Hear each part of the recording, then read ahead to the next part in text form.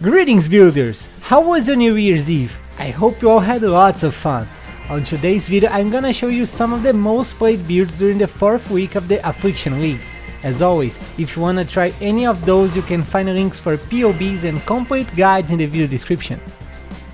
Let's start with a very classic skill that here is represented on its Totem version, the Arc Totem's Hierophant with the Templar class. On this build we use many totems that cast the Arc skill for a fast and safe clear speed. Listing the pros of this build, I would start with how cheap and easy it is to complete your Atlas using this beauty. With almost no investment you have a powerful, safe and fast character that would be the perfect currency farmer for this and future builds. Now to list the cons, this build doesn't have access to evasion or spell suppression, but don't worry, Totem builds are very safe to play. Another issue is that some players might find this gameplay to be a little tedious and too easy, but as you know, this is just a matter of taste. As for budget, you can get it destroying early endgame maps with only around 35 chaos. To comfortably advance to yellow maps you need to invest around 90 chaos, and for easily completing your Atlas I recommend investing around 3 divines, but you can totally do it with less. Don't forget that on PoEbuilds.net you can find a list with all the equipment that you need to buy for this build, with direct links for examples being sold by other players. This build needs 3 mandatory unique items, but they are normally very cheap and easy to get. The first one is the Soul Mantle Armor, that causes Socket Gems to be supported by a level 20 spell totem. This grants us an extra support skill gem. We also need a Kikazaro Ring to counter the effect of curses. This is because a side effect of Soul Mantle that will apply a random curse on you whenever a totem dies. Finally, we also need the Self-Flagellation Jewel that grants up to 20% increased damage for each curse on you. Thanks to Soul Mantle, you'll be always with around 9 curses, resulting on 180% increased damage. For clear speed, this build gets 9 out of 10. Arc is an awesome skill that chains through many enemies and easily clear big packs. This build counts with 4 totems casting this amazing skill. The boss damage deserves 9 out of 10. With the right debuffs and all 4 totems summoned, this build can take even big bosses down without any issue. For the survivability, I'd also give it 9 out of 10.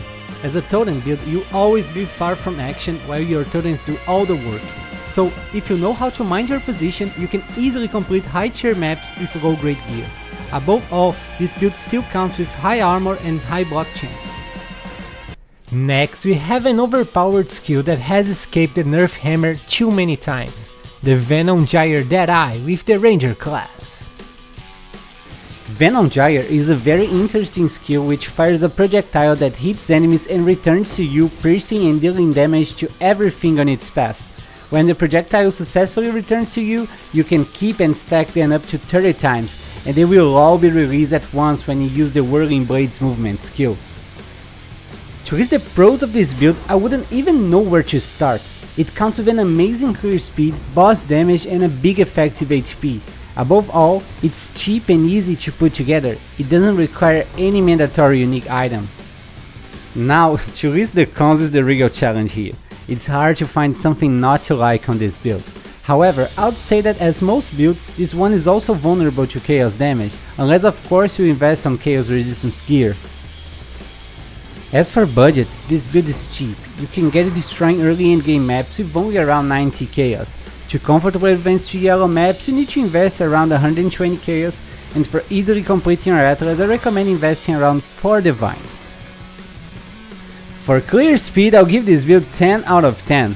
The Venom Gyre projectile already has an expensive nature for the amount of time it stays dealing damage on screen. Now with a Deadeye that grants a lot of speed and many buffs to projectiles, the result is what you're seeing on this tier 16 gameplay. The boss damage is also a 10 out of 10. You can use Vol Venom Gyre to instantly have 50 stacked projectiles and delete bosses with an amazing shotgun effect using Whirling Blades on them. It's just unreal and I can't believe it wasn't nerfed again. For the survivability I'll give it 9 out of 10. This build counts with over 80,000 effective HP because of high armor, high evasion, spell suppression and block chance. Finally we have an archer skill that has an incredible single target damage, the Val Ice Shot Deadeye, also with the Ranger class. Ice Shot is an awesome archer skill that freezes the whole screen of enemies, granting many explosions.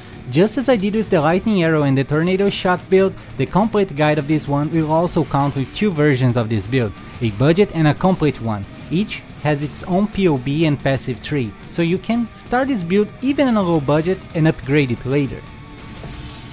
To list the pros of this build, I would start with how strong Vow Ice Shot is. When you use it on bosses, you won't even need your ballistas to obliterate them in less than a second.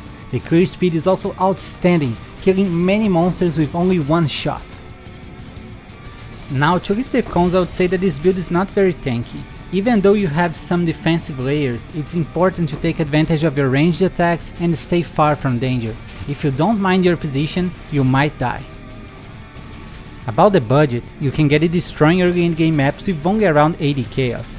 To comfortably advance to yellow maps, I recommend investing around 150 chaos, and for easily completing your Atlas, I recommend investing around 4 divines. But if you go for the complete version, you need to invest at least 4 more divines. On the budget version, you only need one mandatory unique item for this build, the Yoke of Suffering amulet that causes all of your elemental damage to shock. This way our enemies take a lot more damage. On the complete version, on the other hand, besides the Yoke of Suffering, you also need the Lionized Fall and the Thread of Hope unique jewels. They are expensive but grant a huge boost to your damage. For clear speed, I'll give it 10 out of 10. You fire many projectiles with high attack speed, and those projectiles chain on enemies, bounce off walls and go everywhere, freezing and exploding them. It's just amazing. The boss damage is also great and deserves 10 out of 10. As I said, Vow Ice Shot is probably the strongest Vow skill and can destroy bosses easily.